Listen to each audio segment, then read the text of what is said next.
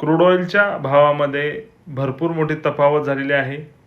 गेल्या 5 दिवसामध्ये $67 प्रति बॅरल हा भाव $91 प्रति बॅरल एवढा गेलेला आहे. भारत 85 ते 87% ऑइल बाहेरच्या देशाकडून विकत घेतो. आता हे विकत घेताना आपण डॉलरमध्ये विकत घेतो.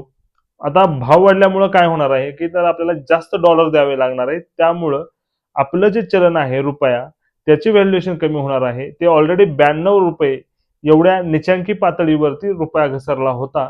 आता हे सगळे जर जिओपॉलिटिकल टेन्शन, रुपयाची व्हॅल्यू डिप्रिशिएशन, क्रूड ऑइलचे प्राइसेस वाढलेले आहेत. हे सर्व जर फॅक्टर बघायला गेले तर इंडियन स्टॉक मार्केट थोडंसं प्रेशरमध्ये राहणार आहे. आणखीन थोडंसं करेक्शन होण्याची शक्यता दाट आहे. त्यामुळे जे काही इन्व्हेस्टर आहेत त्यांनी जास्त पॅनिक होऊ नये, कारण ही परिस्थिती जास्त काळासाठी राहणार नाहीये. हा व्हिडिओ तुम्हाला कसा वाटला नक्की कमेंटमध्ये सांगा. व्हिडिओ लाईक करा आणि व्हिडिओ नक्की शेअर करा. थँक्यू.